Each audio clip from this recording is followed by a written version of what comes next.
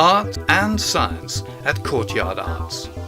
Exhibitors in our gallery celebrate a creative response to science, to the distinct contemporary art genre, art informed by science. A month of exhibitions at the Courtyard and Hertford Theatre, private views and talks reflect the interest at national level. The Wellcome Trust Euston Road Galleries, the first Art and Science MAs at Central St Martin's and Cardiff Universities.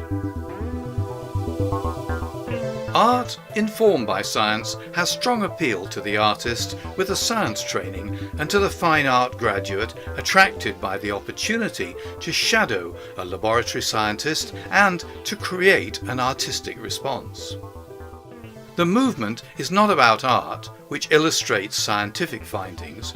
The Orleans House Gallery curator says, although science is seemingly the logical, rational, ordered antithesis of artistic creativity, artists and scientists still share a common drive to innovate, explore, dissect and reveal.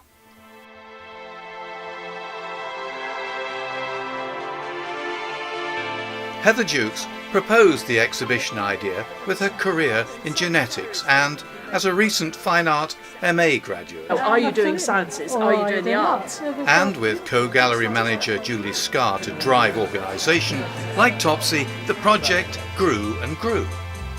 First, meetings with Chris Benton to discuss his colourful, life-sized, mixed-media collages, the creative response to technical imagery of his profession. Then Andrew Stevenson, a collector and art sponsor, brought in Andrew Carney and Susan Aldworth at Hertford Theatre, where he chaired their presentations and discussions.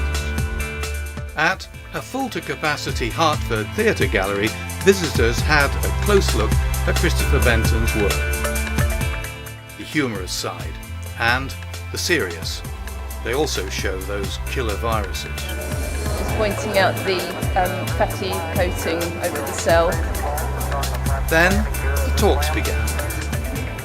I interviewed Andrew Carney, but first here's Susan Aldworth. I was interested in the way that our genetic code determines our human identity, our individual identities. I've worked back into the genetic code. I wanted it to fizz, to look as if something was happening with the code.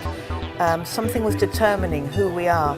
I also love to collaborate with other artists and very, very technically skilled people like Stanley Jones at the Kerwin Gallery, because to me the marriage between form and content, what a picture is about and how it's made, has to be completely successful for me to feel the work is working.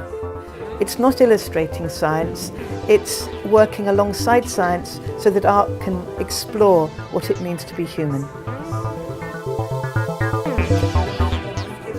I've been making science and art work for about 14 or 15 years. It started off being about quite particular things about neurology and neurons, because I was working with a particular Richard Wingate, who works at the MRC Centre for Developmental Neurology. But over time I've worked with a variety of different people, and in a sense now the work has become about how we sense ourselves through science itself. For me it was this kind of work that had the kind of eyes as active, kind of going out like neurons or roots into the kind of environment and collecting information. And then that is, in a way, a very important part of vision and seeing. The other piece of work that's here, they talk about the arbor in our brains, the arbor of neurons. So this was kind of externalizing, and I'm very interested in a sense, about how the tree is reflected kind of in the environment inside of us. So they make a good pair of works.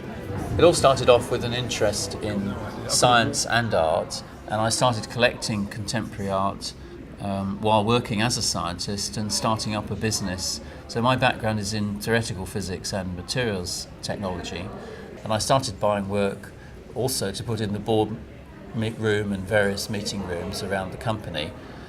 From there I got more interested in how to do this in a different way, and we went round and met 35 artists in different studios around Europe.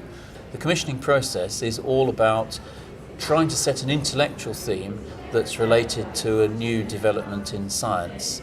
In 1805, Coleridge was concerned at the arts and sciences on their journey of separation. Over 200 years later, Coleridge would surely approve of Courtyard's contribution.